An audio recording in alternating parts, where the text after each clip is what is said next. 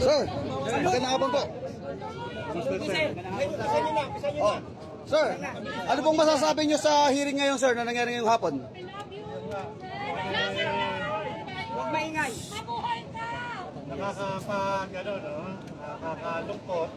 At yung itong si Alias Picoy, sa halip na magsabi ng totoo kung sino yung mga nasa likod niya, ay talagang nagpakita na talagang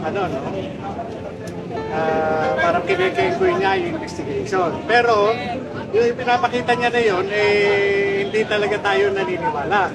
Gawa ng yung kanyang mga pinitiwang pananalita ay talagang yun ay sa puso ko talagang tumanim yun, no? Lalo na yung banta na ako ay mapapatay itong administrasyong Marcos.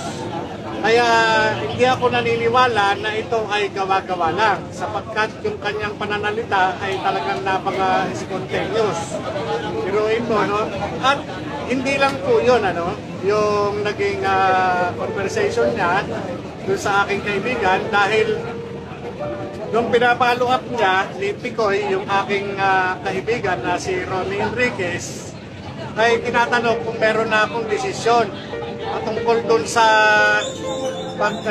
pananahimik ko. Nagbiro pa nga ako, sabi kasi sa akin, kung ano raw ang gusto ko, ibibigay naman.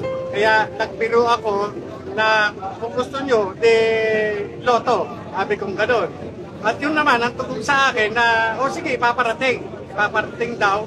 At yun daw ang inaantay itong si Lam, yung isang Lam, pero binawi ko rin agad yun. At sabi ko, hindi. Sabi ko, at naumpisahan ko na to na mag-testify dito sa sa Senate hearing.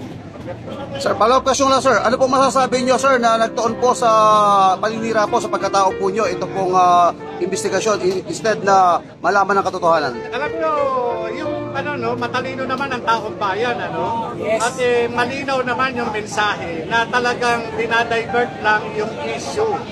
At yung makikita nyo naman, panay irrelevant naman yung mga sinasabi doon sa issue. Kaya wala talagang pa rin, Kaya doon pa rin sa sa nangyari, kagaya yung pagsasabi ng PIDEA na wala daw di umano doon sa record, talagang wala talaga sa record dahil hindi nga natuloy. Pinigilan.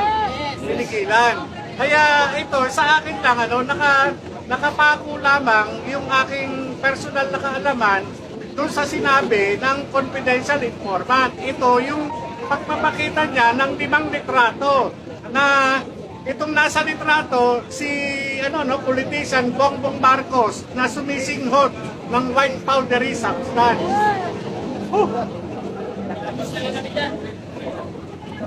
Yun lang po. Bali, Ano po masasabi niya sila ni Senator Jenggoy na imagination niya lang po yun? ay nasa kanya yun. Nasa paniniwala niya. Gagala ko na lang yung opinion niya.